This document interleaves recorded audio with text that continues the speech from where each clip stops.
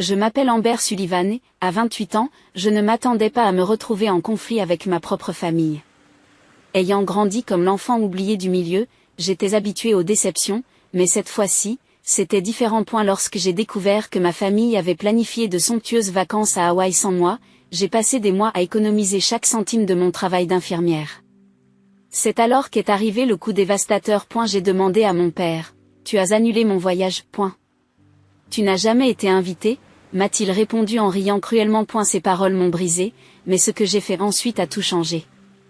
Avant de poursuivre cette histoire, dites-moi d'où vous regardez dans les commentaires ci-dessous. Et si mon histoire vous touche, cliquez sur le bouton j'aime et abonnez-vous pour entendre d'autres histoires sur la façon de se défendre. J'ai grandi dans une modeste maison de banlieue à Milwaukee, dans le Wisconsin, avec mes parents, mon frère aîné Travis et ma sœur cadette Ashley. Dès mes premiers souvenirs, j'ai senti que quelque chose était différent dans la façon dont mes parents me traitaient par rapport à mes frères et sœurs. Alors que Travis était le garçon en or qui ne pouvait pas faire de mal et qu'Ashley était la petite fille précieuse qui avait besoin d'être protégée, j'étais simplement là.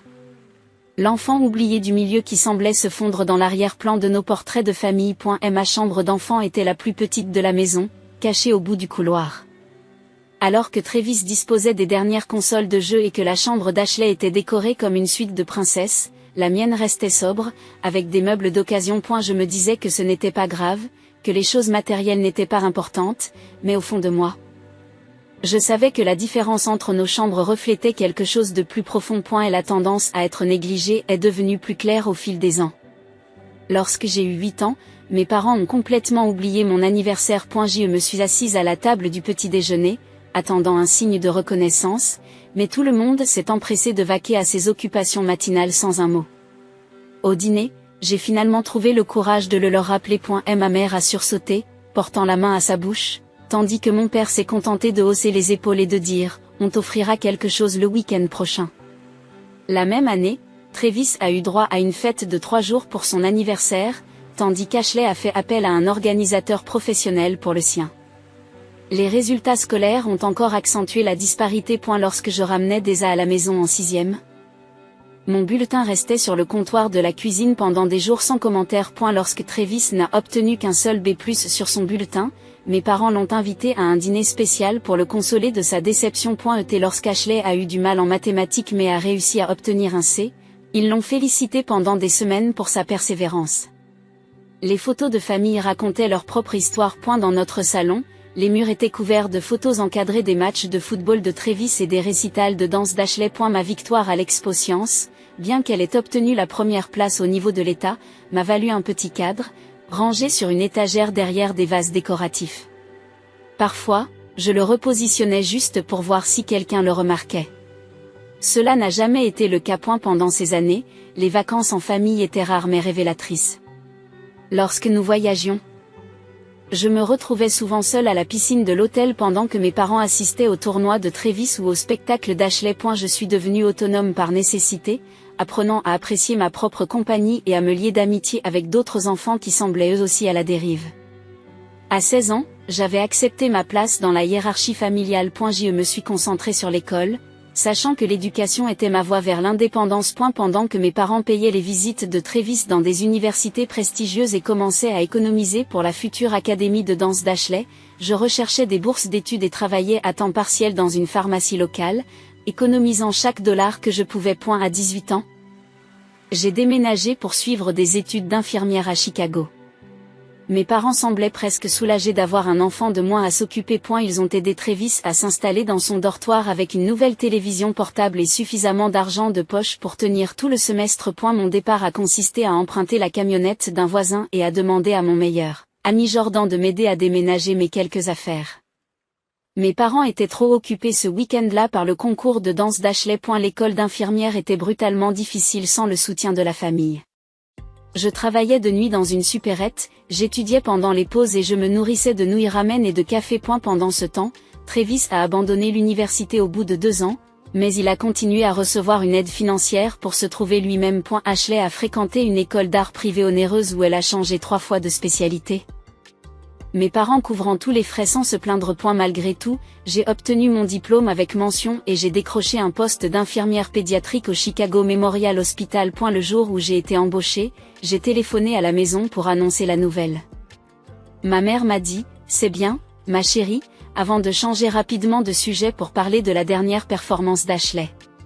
Cela m'a fait mal, mais je m'y suis habituée. Je me suis installée à Chicago, dans un appartement d'une chambre, petit mais confortable, rempli de meubles et de plantes d'occasion. Je me suis fait des amis parmi mes collègues et j'ai gardé le contact avec Jordan, qui avait déménagé à Indianapolis mais restait mon plus grand soutien.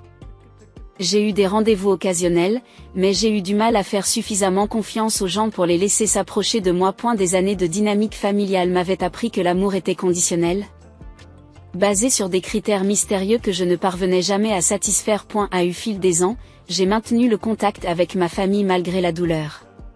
Des appels téléphoniques mensuels avec ma mère, des échanges de textos occasionnels avec Ashley, et des visites obligatoires pendant les vacances lorsque j'en avais la possibilité. Chaque interaction me laissait émotionnellement épuisée, mais j'espérais qu'un jour les choses changeraient. J'ai continué à essayer de prouver ma valeur, en envoyant des cadeaux d'anniversaire attentionnés et en me souvenant des événements importants de leur vie, même s'ils oubliaient la mienne. L'année dernière, j'ai décidé de faire un effort plus concerté pour guérir notre relation. J'ai envoyé des cartes sans raison, j'ai appelé plus souvent et j'ai même pris la voiture pour rentrer chez moi le week-end lorsque mon emploi du temps me le permettait. Mes efforts se sont heurtés à la même indifférence polie à laquelle je m'étais habituée. Mais j'ai persisté. Je pensais que si je faisais des efforts, si je montrais assez d'amour, il finirait par me voir. C'est alors qu'est arrivé le post Instagram qui a tout changé. Un mardi soir de mars, je parcourais Instagram pendant ma pause à l'hôpital. Ashley avait posté un selfie avec la légende 60 jours avant Hawaï et la mention Shopping for New Bikini.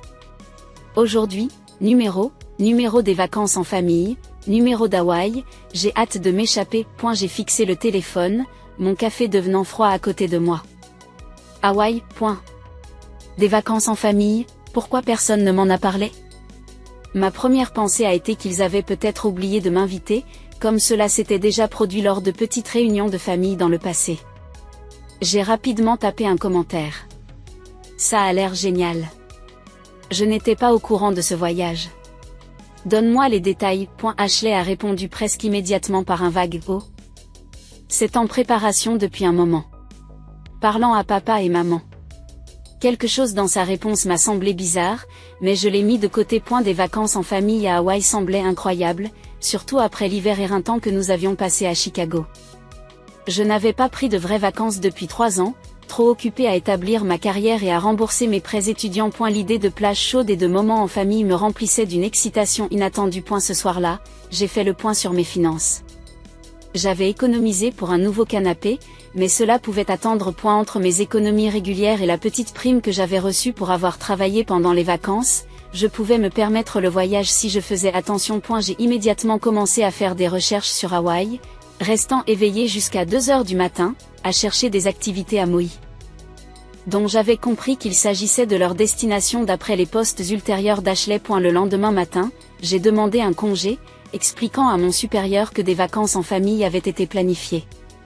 Suzanne, mon supérieur a semblé satisfait. Il est temps que vous fassiez une pause, Amber. Vous avez couvert les vacances de tout le monde pendant des années. Une fois le congé approuvé, je me suis sentie engagée. J'ai établi un budget détaillé pour le voyage et j'ai commencé à mettre de côté une partie de mon salaire. J'ai même pris 2 week-ends de travail supplémentaires pour alimenter mon fonds Hawaï. L'idée de ce voyage est devenue un point positif pendant les longues gardes à l'hôpital et les soirées solitaires. J'ai fait du shopping pour la première fois depuis des mois, achetant 2 nouveaux maillots de bain, des sandales et un chapeau de soleil. J'ai même fait des folies en achetant un étui étanche pour mon téléphone afin de pouvoir prendre des photos sous l'eau. Chaque achat a été mûrement réfléchi et budgétisé, contrairement à mes frères et sœurs, qui ont fait des achats en toute liberté avec les cartes de crédit de mes parents jusqu'à l'âge de 20 ans. Mon enthousiasme s'est accru au fur et à mesure que je me documentais sur la culture et les attractions hawaïennes. J'ai créé un document intitulé « Idées de voyage en famille à Hawaï », avec des suggestions d'activités susceptibles de plaire à tout le monde. J'ai trouvé un lieu qui a reçu d'excellentes critiques, Une randonnée familiale dans un parc national volcanique et un dîner croisière au coucher du soleil qui serait parfait pour le prochain anniversaire de mes parents. J'ai même cherché des restaurants qui répondraient aux restrictions alimentaires en constante évolution d'Ashley. 2 semaines après avoir découvert le voyage, j'ai appelé ma mère pour notre conversation dominicale habituelle. J'ai attendu la fin de la conversation pour aborder le sujet en toute décontraction. J'ai vu le billet d'Ashley sur Hawaï. Ça a l'air merveilleux. Il y a eu une pause au bout du fil. Oh oui, nous avons hâte d'y être. J'ai déjà demandé un congé. Savez-vous dans quel hôtel vous allez séjourner? Je veux être sûr d'avoir réservé au même endroit. Nouvelle pause, plus longue cette fois. Oh Amber, je ne suis pas sûre que ce soit. Eh bien, nous avons ces projets depuis un certain temps. C'est un peu compliqué avec les réservations. Sa réponse évasive a déclenché une sonnette d'alarme, mais j'ai continué. Ce n'est pas un problème. Je suis heureux de réserver séparément et de vous rencontrer là-bas. Quelles sont vos dates exactes? Il faudra que je vérifie auprès de votre père, c'est lui qui s'est occupé de tout. Pourquoi ne pas lui parler directement? J'étais persuadée que quelque chose n'allait pas. Ma mère ne m'a jamais suggéré de parler à mon père de la logistique. Elle était l'organisatrice de la famille, celle qui coordonnait tout.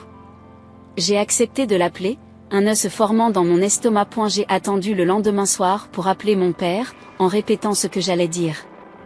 Je voulais avoir l'air décontracté, pas accusateur. Lorsqu'il a répondu, sa voix avait le même ton distrait que lorsque j'appelais, comme si j'interrompais quelque chose de plus important. Papa, je t'appelle à propos du voyage à Hawaï. J'ai pris des congés et j'ai économisé, mais j'ai besoin des dates exactes et des informations sur le centre de villégiature pour finaliser ma réservation. Le silence qui suit semble durer une éternité. Puis vint le son auquel je m'attendais le moins, un rire. Mon père riait. Tu n'es pas sérieux, n'est-ce pas? Ce voyage est réservé à la famille. Ces mots m'ont frappé comme un coup de poing. Mais je suis de la famille, dis-je, ma voix devenant soudain petite. Tu sais ce que je veux dire, Amber. C'est pour ta mère, moi, Travis, sa femme et Ashley. C'est prévu depuis des mois. Tu n'as jamais été invité. J'ai eu du mal à trouver mes mots. Pourquoi n'aurais-je pas été invité à des vacances en famille? Il soupire, l'impatience transparaissant dans son ton. Écoute, nous ne pouvons pas toujours inclure tout le monde dans tout ce qui se passe. Tu es occupé par ton travail à Chicago.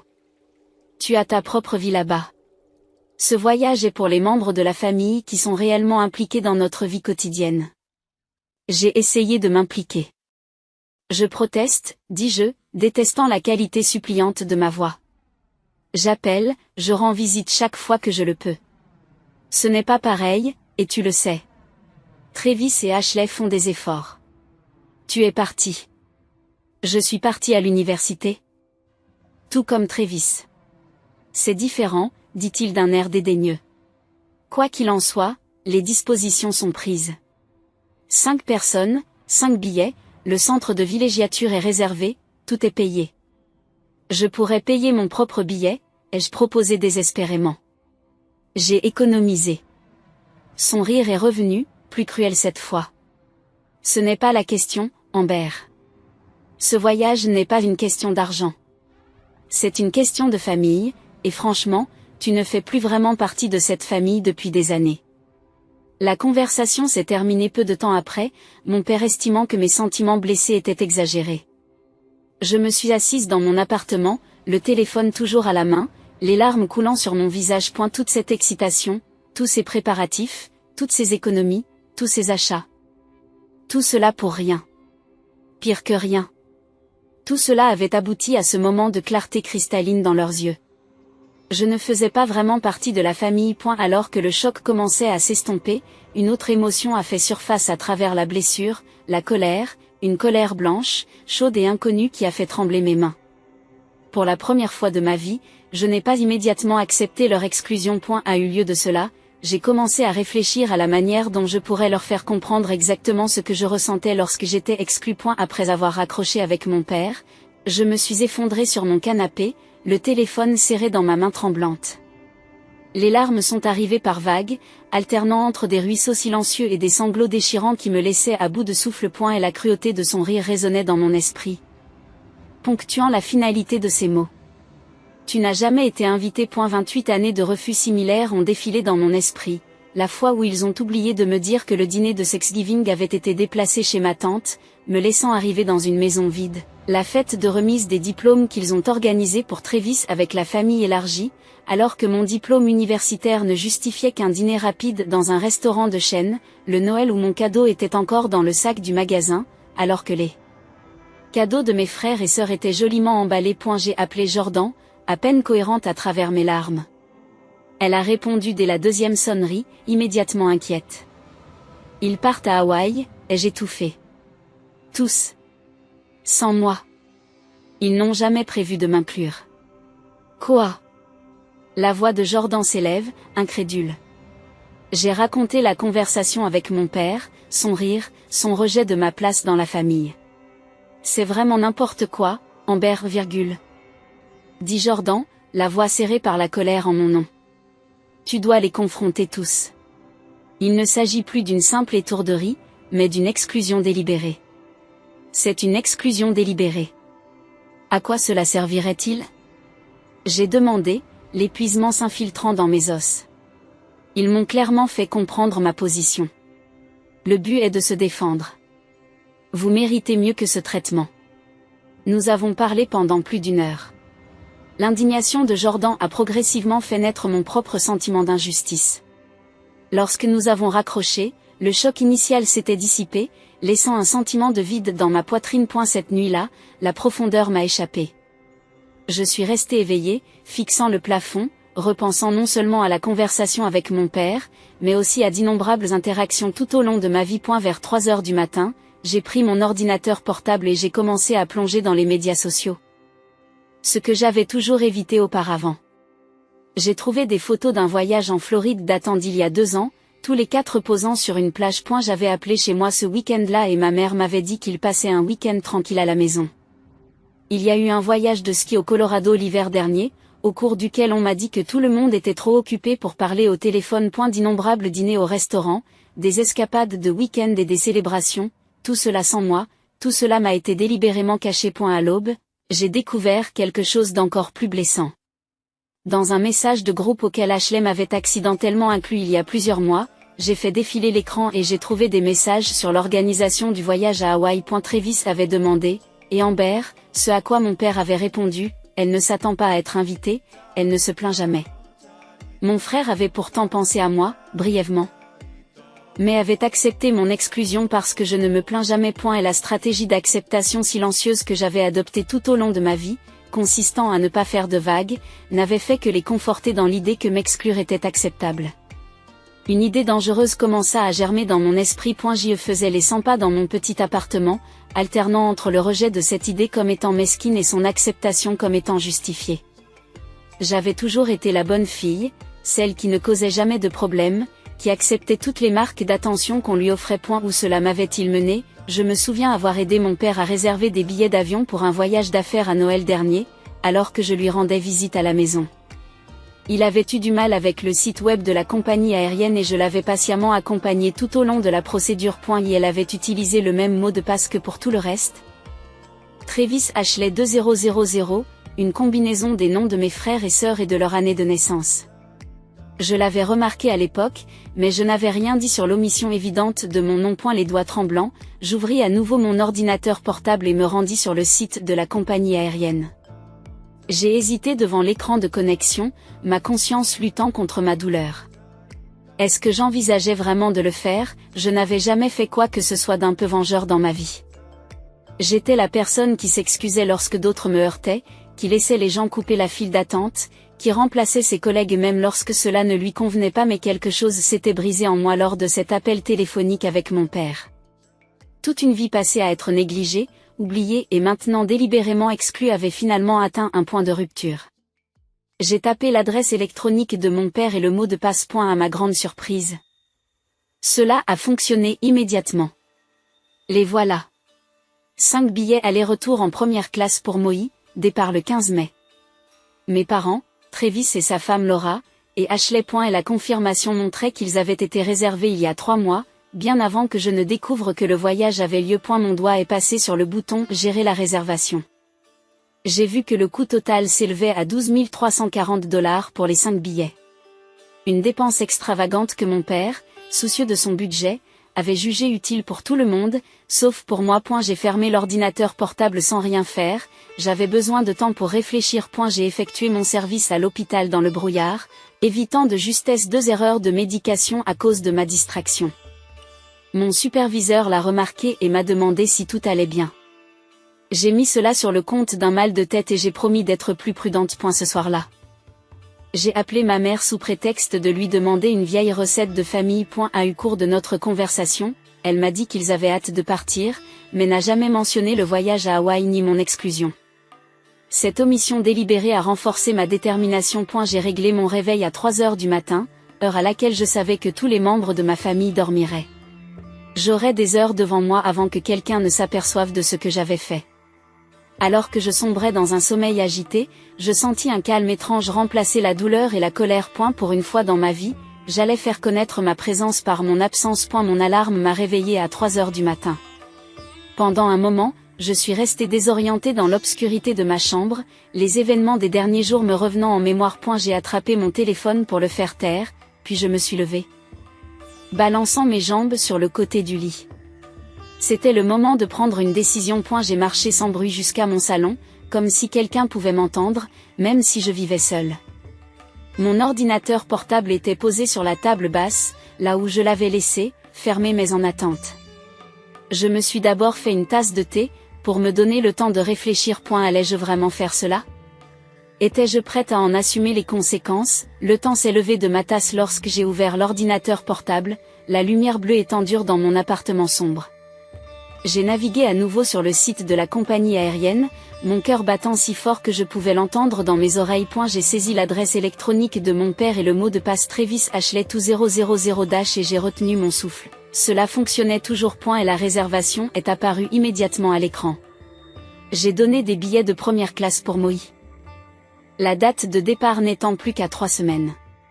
J'ai cliqué sur la réservation pour en voir tous les détails. Le départ de Milwaukee était prévu à 10h30 du matin et l'arrivée à Maui en fin d'après-midi, heure locale.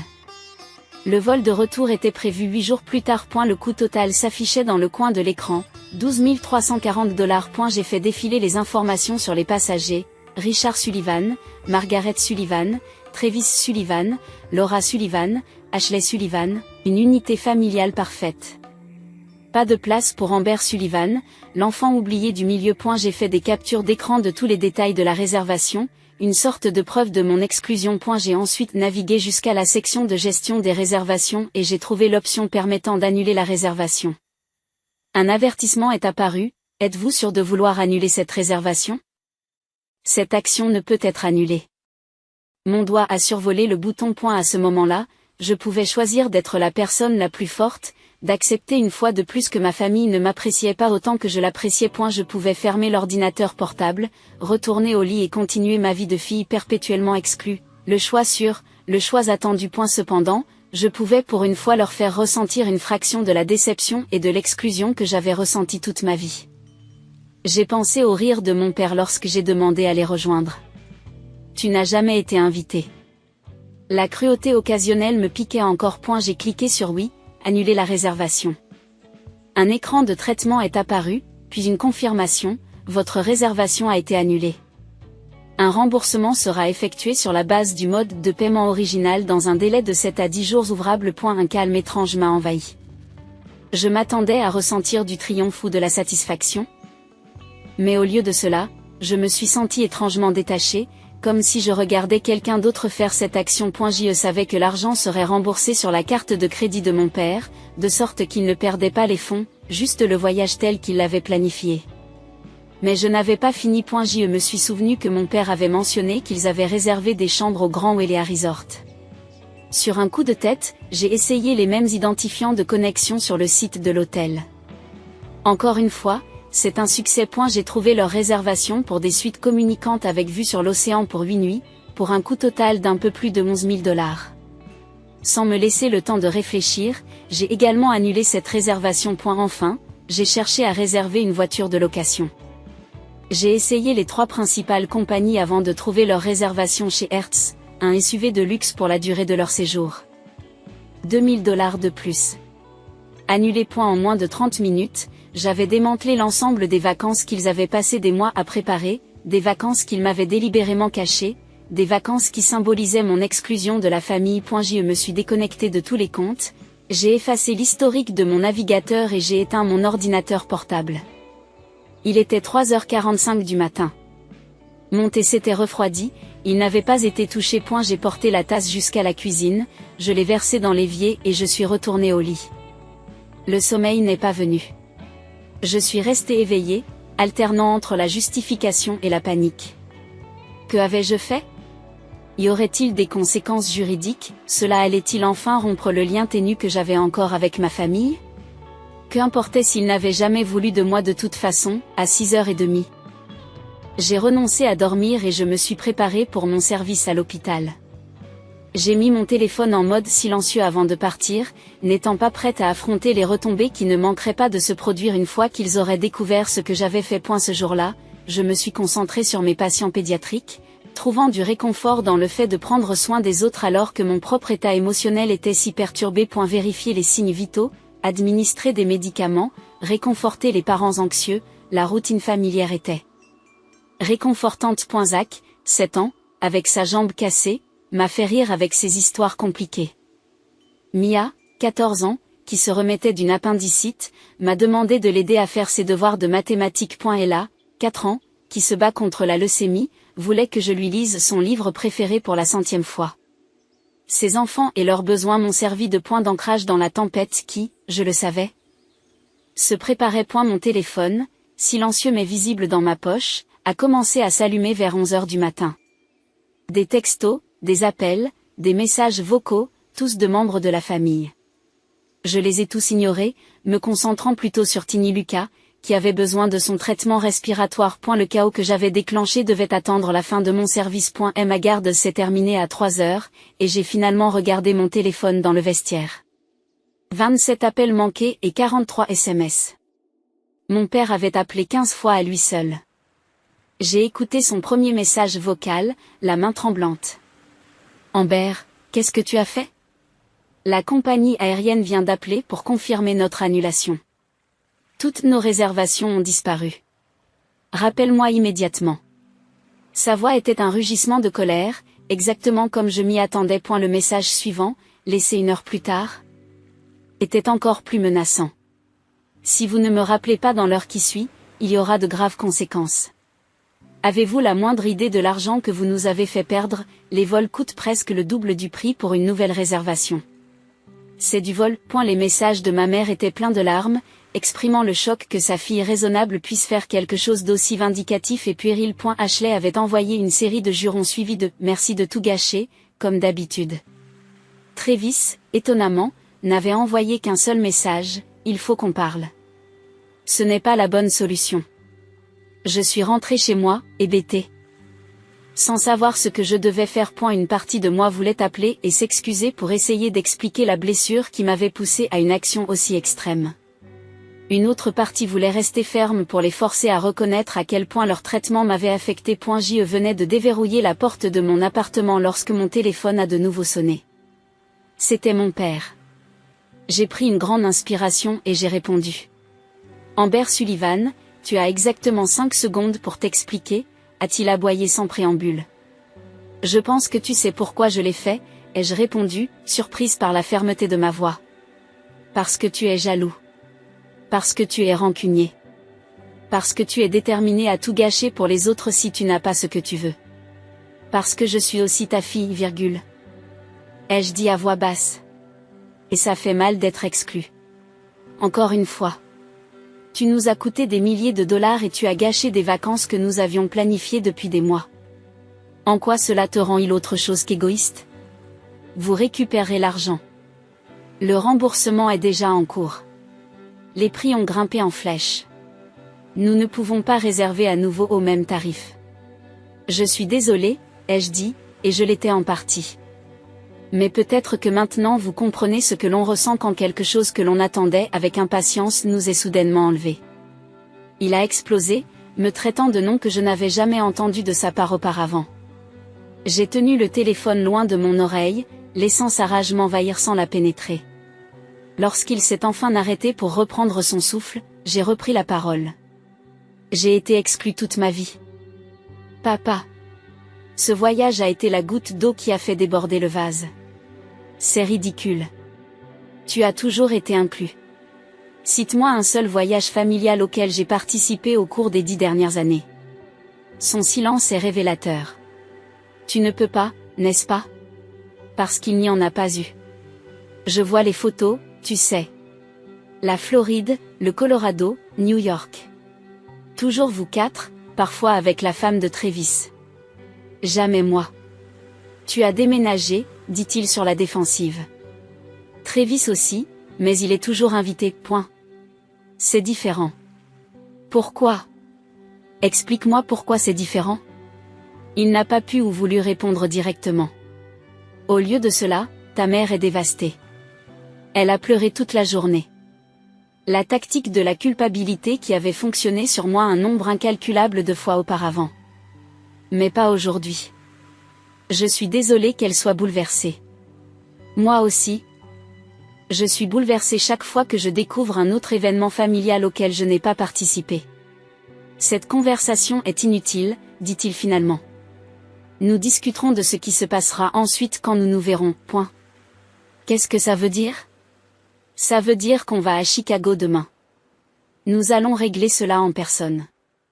L'appel s'est terminé, me laissant en proie à la panique. Il venait ici point dans mon petit appartement, j'ai immédiatement appelé Jordan, qui m'a proposé de rester avec moi pour me soutenir moralement, mais j'ai refusé. Cette confrontation couvait depuis 28 ans. Il était temps de l'affronter. J'ai passé la soirée à nettoyer mon appartement de manière obsessionnelle, comme si une maison impeccable pouvait d'une manière ou d'une autre détourner leur colère. J'ai répété ce que j'allais dire, en essayant de trouver les mots qui leur feraient comprendre la blessure de toute une vie qui se cachait derrière mes actes. Ils sont arrivés à 11 h le lendemain matin, tous les quatre, mes parents, Travis et Ashley.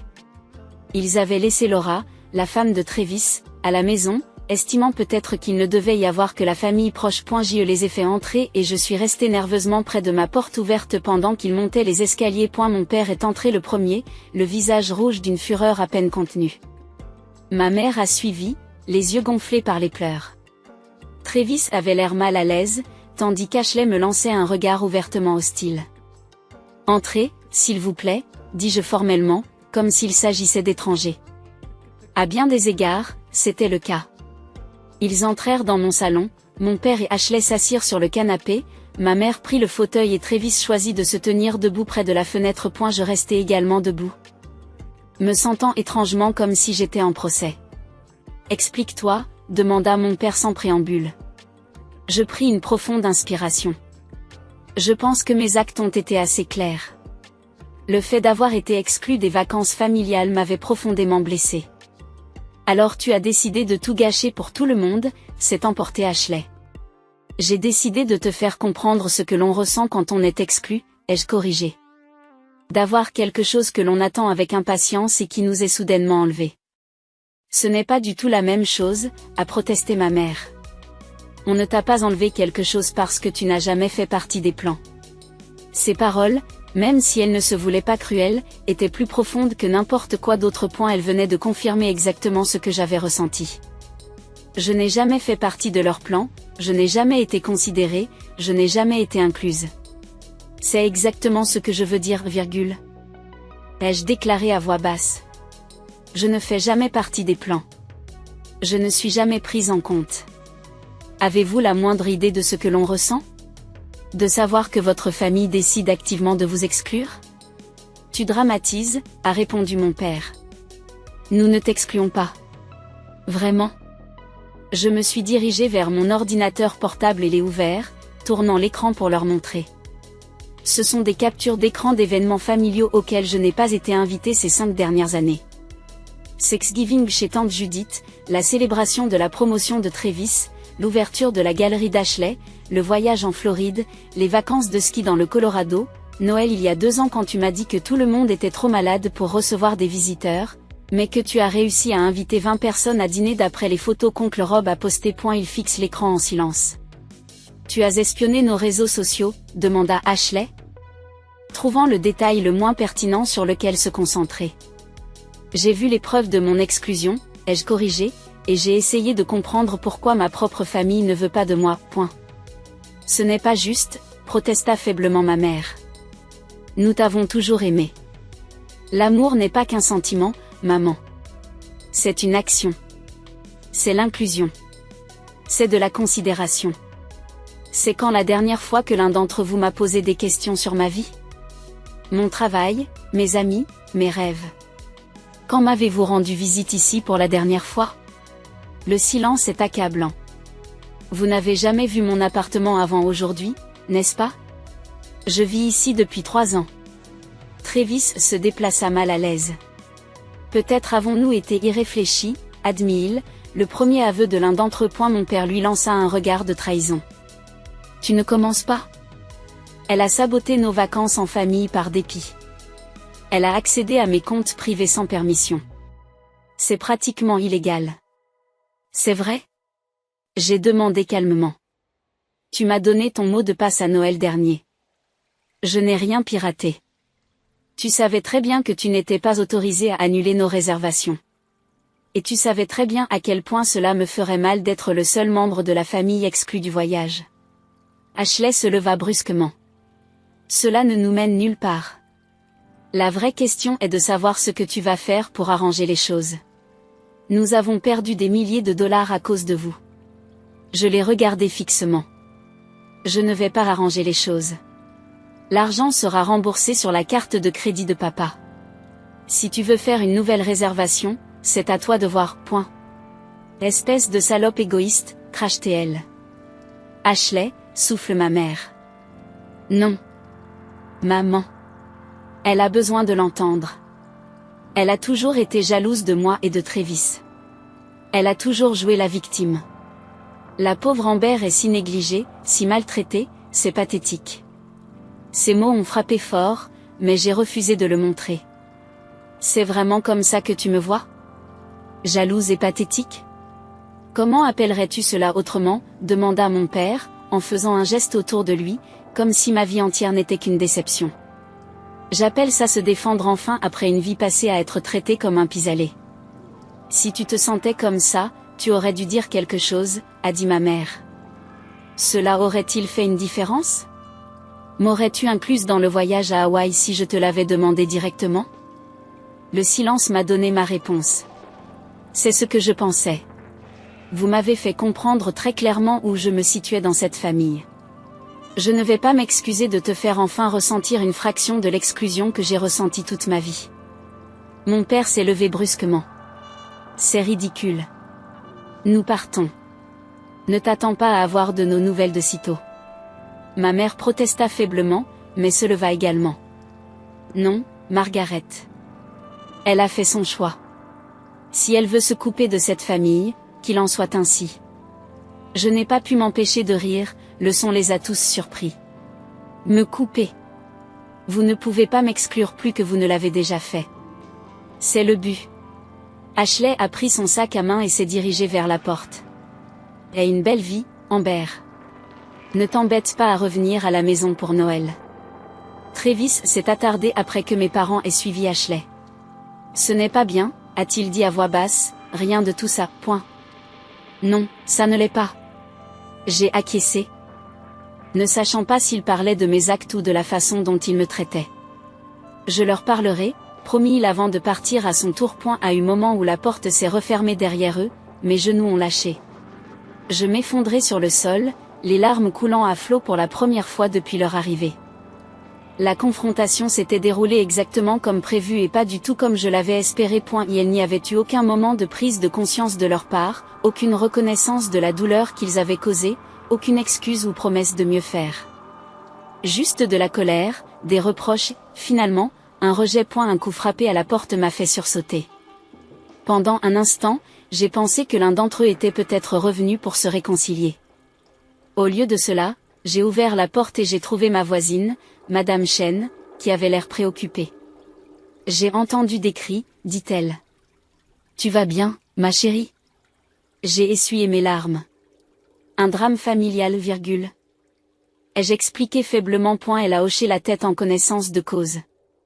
La famille peut nous blesser plus que n'importe qui d'autre parce que nous attendons plus d'elle. Venez prendre le thé quand vous serez prête.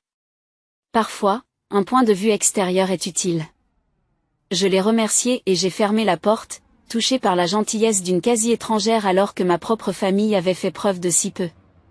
Après tout, la famille n'est peut-être pas qu'une question de 100 points. Le lendemain de la visite conflictuelle de ma famille, je suis retourné au travail dans un brouillard d'épuisement émotionnel. Je me suis contenté de vérifier les constantes, d'administrer les médicaments et de mettre à jour les dossiers, mais mon esprit ne cessait de ressasser les mots durs échangés dans mon appartement. Suzanne, ma responsable, a remarqué ma distraction lors de notre réunion matinale. Amber, tu vas bien? Tu sembles mal en point aujourd'hui. Je lui ai répondu vaguement que j'avais des problèmes familiaux. Elle m'a serré l'épaule. Prends ta pause déjeuner à l'heure aujourd'hui. Ne saute pas de repas. Tu dois aussi prendre soin de toi. J'ai hoché la tête avec reconnaissance et j'ai essayé de me concentrer sur ma patience. Zach, 7 ans, la jambe cassée, sortait de l'hôpital et son excitation était contagieuse. Mia, 14 ans, s'était enfin remise de son appendicite. Et la petite Ella voulait que je lui lise à nouveau son livre préféré. Leurs besoins m'ont guidée tout au long de la matinée. Pendant ma pause déjeuner, j'ai consulté mon téléphone pour la première fois depuis le début de mon service. Parmi les notifications habituelles, il y avait un message vocal provenant d'un numéro inconnu. J'ai écouté avec une inquiétude croissante. Mademoiselle Sullivan? Ici Howard Brennan des services juridiques Brennan. J'ai été engagé par Richard Sullivan concernant l'annulation non autorisée de ses préparatifs de voyage. Veuillez contacter notre bureau immédiatement pour discuter de cette affaire avant que nous ne procédions à des accusations formelles. Mes mains ont tremblé lorsque j'ai mis fin à la boîte vocale. Des accusations formelles. Pourrait-il vraiment me poursuivre en justice pour cela? J'ai immédiatement appelé Jordan, qui avait fait des études de droit avant de s'orienter vers le travail social. Il bluffe, m'a-t-elle assuré après que je lui ai expliqué la situation. Vous avez utilisé un mot de passe qu'il vous a donné. C'est un cas faible au mieux. Mais laissez-moi appeler un ami spécialisé dans ce domaine, juste pour être sûr. 2 heures plus tard, Jordan a rappelé avec de meilleures nouvelles. Mon ami dit qu'il s'agit d'une zone grise sur le plan juridique, mais qu'il ne vaut probablement pas la peine de poursuivre pour eux. Vous n'avez pas volé d'argent, les remboursements ont été reversés sur sa carte. Au pire, il s'agit d'une affaire civile concernant la différence de prix pour une nouvelle réservation. Il pense qu'il s'agit d'une tactique d'intimidation. Malgré cette assurance, la menace juridique planait sur moi comme un nuage sombre. J'ai décidé de consulter moi-même un avocat en utilisant une partie de l'argent que j'avais économisé pour mon voyage à Hawaï. Et la consultation a coûté $300 que je pouvais à peine me permettre, mais la tranquillité d'esprit qu'elle m'a procurée en valait la peine. L'avocate, Maria Gonzalez, a confirmé l'évaluation de Jordan. Il s'agit davantage d'un conflit familial que d'un conflit juridique. S'il poursuivait l'affaire, ce qui est peu probable compte tenu des circonstances, vous pourriez faire valoir que vous aviez l'autorisation d'accéder au compte et que vous pensiez. En tant que membre de la famille ayant initialement prévu de participer au voyage, que vous aviez le pouvoir d'apporter des modifications. Et la situation n'est pas suffisamment claire pour qu'ils gagnent facilement, et le procès leur coûterait bien plus que les frais de réacheminement.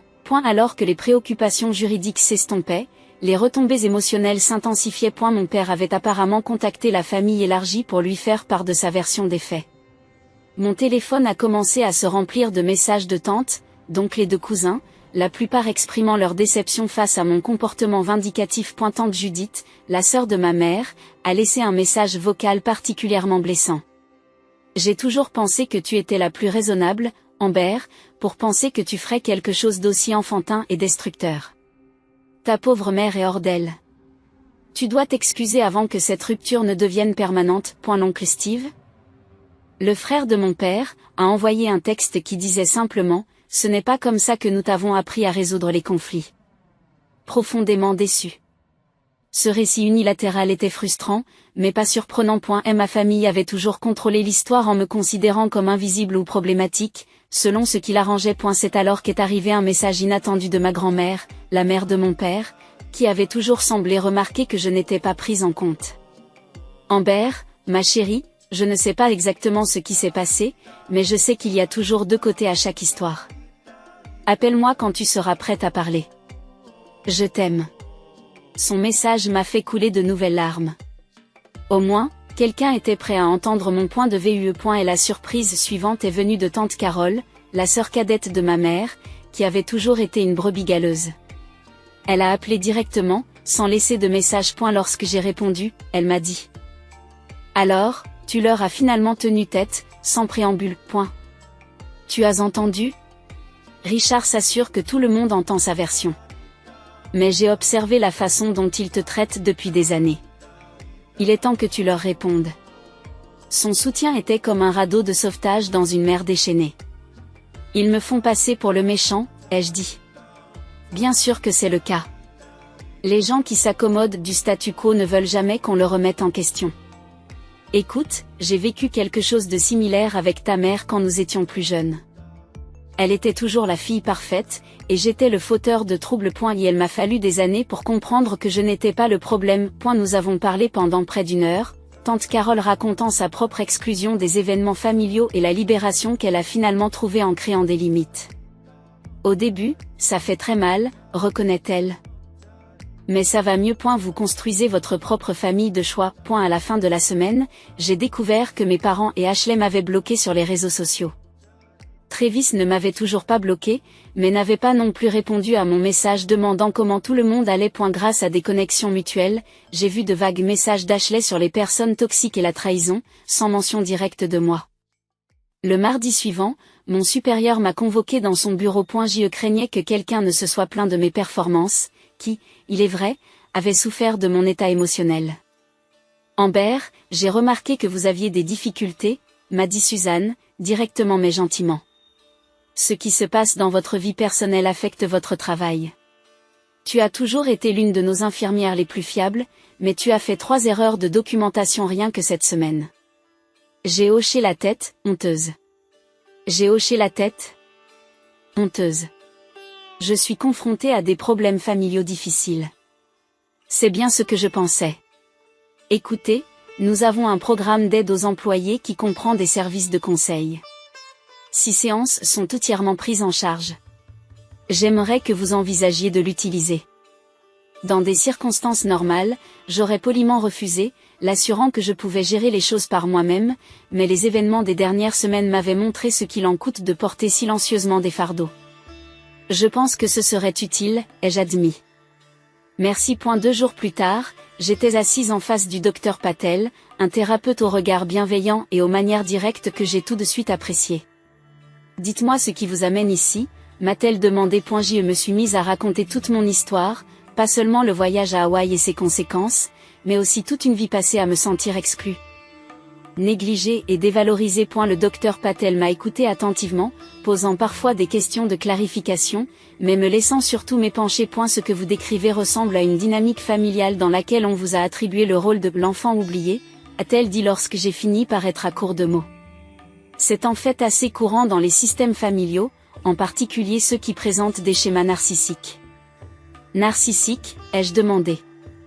Mes parents ne sont pas particulièrement égocentriques. Le narcissisme dans la dynamique familiale n'est pas toujours lié au fait que les individus sont classiquement narcissiques. Il s'agit d'un système qui exige que certains membres jouent certains rôles pour que le système fonctionne comme le souhaitent les membres dominants. Votre rôle semble avoir été celui de la personne autosuffisante qui ne cause pas de problème. Lorsque vous êtes sorti de ce rôle en annulant le voyage, le système a réagi fortement pour vous remettre en place. Son explication a mis en lumière des schémas que je n'avais jamais été capable d'articuler. Au cours des séances suivantes, nous avons exploré l'histoire de ma famille, mes mécanismes d'adaptation et des moyens plus sains d'aborder la douleur et la colère que j'avais refoulées pendant des années. Le stress a commencé à se manifester physiquement. J'ai commencé à souffrir d'insomnie en grinçant des dents la nuit.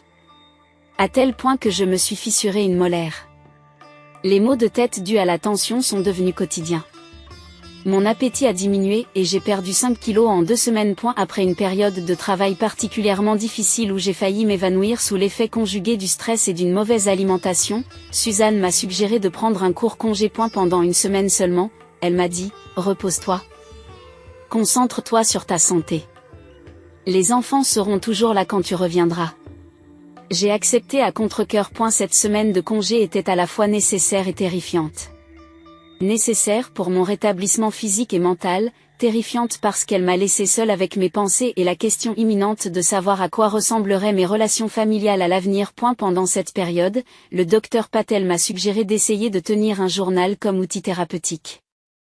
J'ai commencé par hésiter, ne sachant pas trop quoi écrire, mais je me suis vite retrouvée à remplir des pages de souvenirs, de réflexions et de révélations sur la dynamique de ma famille. 3 semaines après la confrontation, j'ai reçu une lettre certifiée de ma mère. Mes mains ont tremblé lorsque je l'ai ouverte, m'attendant à de nouvelles menaces légales. A eu lieu de cela, il s'agissait d'une lettre manuscrite de 3 pages qui parvenait à être à la fois conciliante et accusatrice. Cher Amber, commençait la lettre, j'espère que cette lettre te trouvera en bonne santé. Ton père et moi avons réfléchi aux événements récents et pensons qu'il est important de prendre contact avec toi. Bien que nous soyons encore profondément blessés par vos actions qui ont ruiné des vacances familiales spéciales que nous avions planifiées depuis des mois, nous reconnaissons que vous avez dû ressentir une certaine douleur pour agir de manière si inhabituelle. Elle a ensuite expliqué en détail comment ils avaient réussi à tout réserver à un coût supplémentaire considérable, comment Ashley avait pleuré pendant des jours à l'idée de rater le voyage, comment Travis et Laura avaient failli ne pas pouvoir reporter leurs engagements professionnels. Chaque paragraphe contenait des remarques subtiles sur mon égoïsme, tout en se présentant comme des parents raisonnables et indulgents. Et la lettre se terminait ainsi, nous espérons qu'avec le temps, tu regretteras tes actes impulsifs et que tu comprendras la douleur que tu as causée. Lorsque tu seras prêt à t'excuser et à faire amende honorable, nous serons là comme nous l'avons toujours été, avec amour, maman. Pas une seule fois elle n'a reconnu leur exclusion de moi ou la douleur qu'elle avait causée.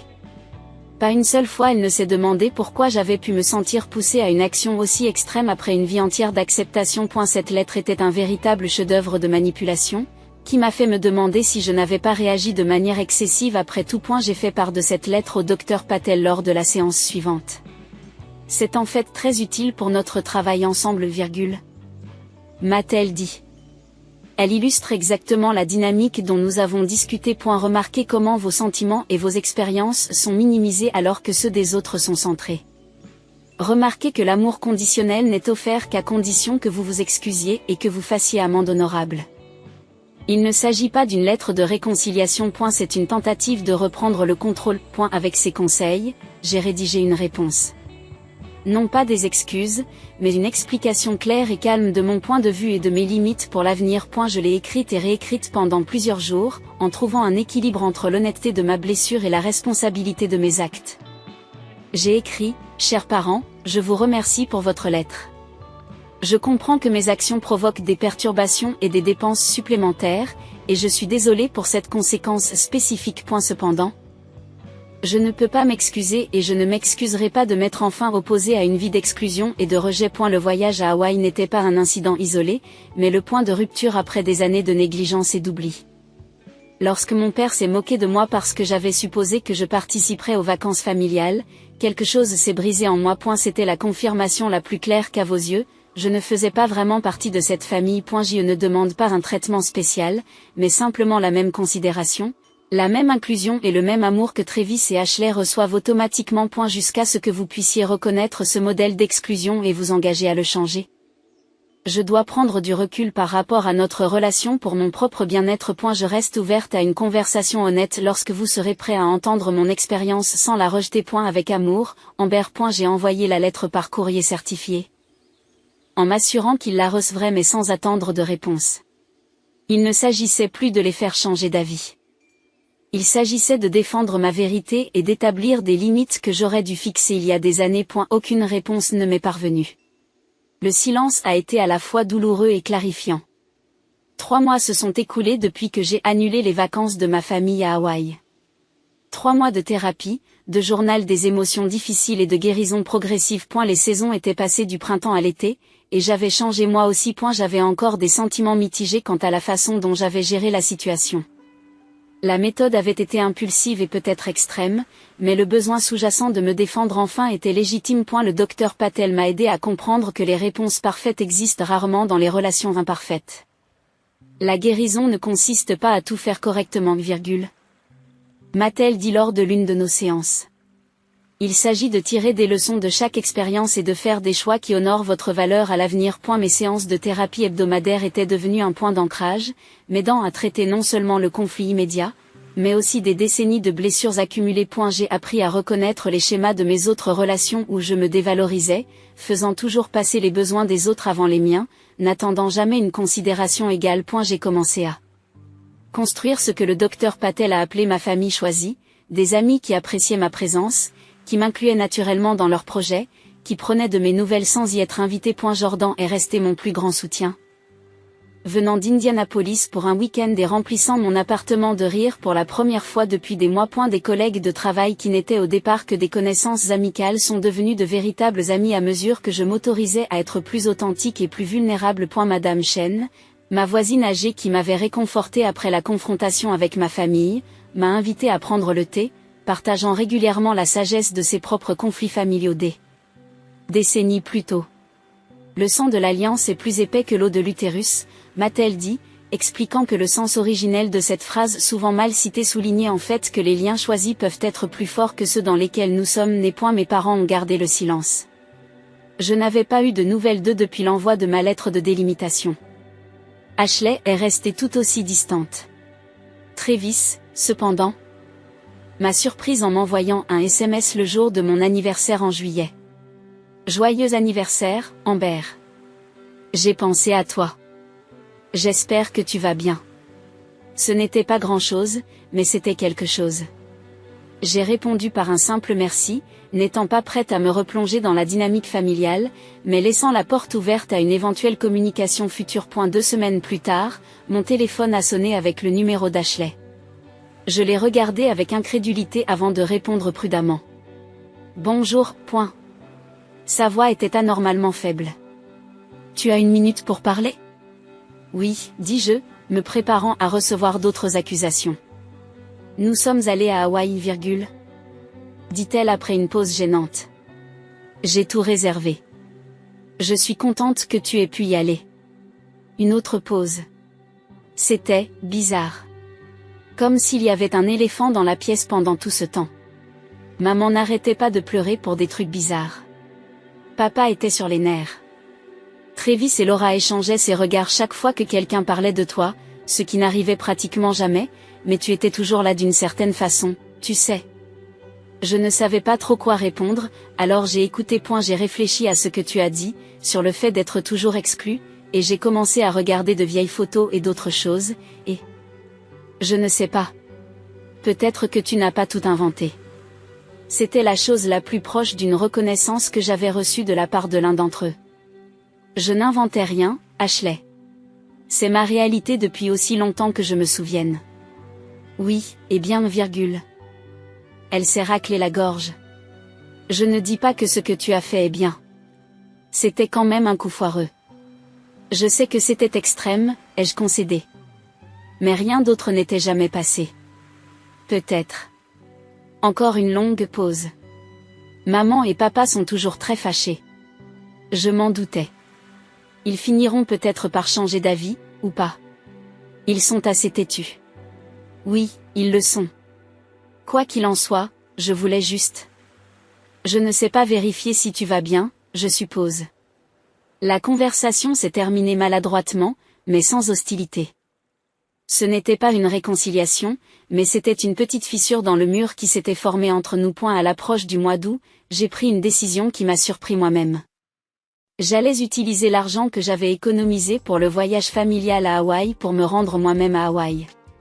Non pas par dépit ou pour faire une déclaration, mais pour prendre soin de moi et me ressourcer. J'ai réservé une chambre modeste dans une petite station balnéaire de Maui, j'ai pris des congés, pour une fois, je ne me suis pas demandé si je méritais cet investissement en moi-même. Le voyage serait complètement différent de ce que j'avais envisagé au départ. Pas de dynamique familiale à gérer, pas d'effort pour s'adapter à des plans élaborés sans mon avis, Juste une exploration à mon propre rythme et selon mes propres centres d'intérêt. Le matin de mon départ est arrivé et j'ai ressenti une légèreté que je n'avais pas connue depuis des années. J'avais laissé mes coordonnées à Suzanne au travail en cas d'urgence. Mais je m'étais déconnectée. Ce temps était pour moi seul. Maui était plus beau que je ne l'avais imaginé. L'air était parfumé de fleurs tropicales. L'océan était d'un bleu si vif qu'il semblait irréel. Les couchers de soleil peignaient le ciel dans des couleurs que je n'avais jamais vues à Chicago. J'ai passé mes matinées à faire des randonnées vers des chutes d'eau, mes après-midi à lire sur la plage et mes soirées à essayer la cuisine locale dans de petits restaurants à l'écart des centres touristiques. Le troisième jour, je me suis inscrite à un cours de yoga sur la plage et j'ai rencontré Lélanie, une instructrice locale qui m'a invitée à me joindre à un groupe de femmes pour le dîner du soir. Elles m'ont accueilli chaleureusement, m'ont posé des questions sur mon voyage en solitaire à Hawaï et m'ont raconté leurs propres histoires de voyage et de découverte de soi. Pour la première fois, j'ai raconté l'histoire de mon conflit familial sans honte ni réserve. Simplement comme faisant partie de mon voyage. Parfois, les limites les plus difficiles à fixer le sont avec les personnes qui devraient nous aimer le plus, a déclaré Cathy, une enseignante à la retraite faisant partie du groupe. Mais ce sont aussi les plus importantes. Lorsque j'ai quitté Maui une semaine plus tard, j'avais une douzaine de nouveaux contacts sur les médias sociaux, dont Lélanie, qui a insisté pour que je revienne pour sa retraite l'année suivante. J'avais des photos de moi souriant sincèrement sur des fonds à couper le souffle, l'air détendu et heureux. Pas une seule photo n'a été forcée ou prise pour prouver quoi que ce soit à quelqu'un d'autre. Le dernier soir, je me suis assise seule sur la plage et j'ai regardé le coucher de soleil. Le ciel était orange et rose, le soleil était une sphère dorée parfaite qui s'enfonçait dans l'horizon. J'ai pensé au chemin que j'avais parcouru. Non seulement la distance physique jusqu'à Hawaï, mais aussi le voyage émotionnel de ces derniers mois. L'ancienne Amber aurait continué à accepter l'exclusion, à avaler la douleur, à se rapetisser pour correspondre au rôle assigné par sa famille. La nouvelle Amber a reconnu sa valeur et a insisté pour être traitée en conséquence. Et la voie à suivre n'était pas parfaitement claire, mais pour la première fois, c'était vraiment à moi de choisir. Dès le retour à Chicago, j'ai repris mon travail avec une énergie et une concentration renouvelées. Mes patients ont remarqué le changement, et l'adolescente Mia m'a dit « Vous avez l'air plus heureuse, infirmière Amber. Vous avez l'air plus heureuse, infirmière Amber. Vous avez l'air rayonnante » ou quelque chose comme ça. J'ai partagé des photos de mon voyage avec mes collègues qui ont manifesté un réel intérêt. Suzanne a remarqué la transformation. Quoi que vous ayez fait à Hawaï, ça a marché. On dirait qu'un poids a été enlevé. C'est vrai? J'en conviens. J'ai enfin cessé de porter les attentes et les jugements des autres. J'ai envoyé un bref message à Travis pour l'informer de mon retour d'Hawaï, avec une photo de plage en pièces jointes. Sa réponse ne s'est pas fait attendre. C'est magnifique. Je suis contente que tu aies pu en faire l'expérience toi aussi. Parlons-en bientôt. Un pont provisoire, mais un pont quand même. Mes parents sont restés silencieux, mais la douleur de leur absence s'est considérablement atténuée. Le docteur Patel m'a aidé à comprendre que leur réaction était davantage due à leur incapacité à faire face à leur propre comportement qu'à ma valeur en tant que leur fille. Vous ne pouvez pas contrôler le fait qu'ils reconnaissent un jour leur rôle dans cette dynamique, m'a-t-elle rappelé. Vous ne pouvez contrôler que vos réponses et vos limites à l'avenir. Dans les mois qui ont suivi, j'ai continué à construire ma vie de manière intentionnelle plutôt que réactive. J'ai rejoint un jardin communautaire, j'ai commencé à prendre des cours de photographie et j'ai fait du bénévolat dans un programme hospitalier pour enfants. J'ai créé des habitudes qui me nourrissaient et des liens qui me valorisaient tel que je suis. L'histoire de la famille n'était pas terminée. Peut-être ne le serait-elle jamais. Mais ce n'était plus la seule histoire qui définissait ma vie. J'étais devenu l'auteur de mon propre récit, écrivant de nouveaux chapitres remplis de familles choisies, de travail utile et de joie authentique. En repensant à l'acte désespéré qui avait catalysé cette transformation, je n'ai ressenti ni fierté ni regret. J'acceptais simplement qu'il fasse partie de mon nécessaire voyage. Les vacances annulées à Hawaï m'avaient finalement conduit à quelque chose de bien plus précieux que n'importe quel voyage. La certitude que je méritais une place à la table et le courage de m'éloigner lorsque cette place m'était refusée. Avez-vous déjà dû fixer des limites difficiles à franchir avec des membres de votre famille qui ne voyaient pas votre valeur? Partagez votre expérience dans les commentaires ci-dessous. Et si mon histoire vous a touché, n'hésitez pas à cliquer sur le bouton j'aime et à vous abonner pour recevoir d'autres histoires sur la façon de trouver sa voie et de s'affirmer.